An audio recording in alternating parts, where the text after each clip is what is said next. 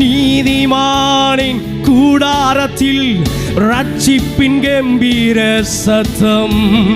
கர்த்தரின் வலதுகரம் பராக்கிரமங்கள் செய்யும். சொல்லுவோமா? நீதிமானின் கூடாரத்தில் ரட்சிப்பின் கம்பீர சத்தம்.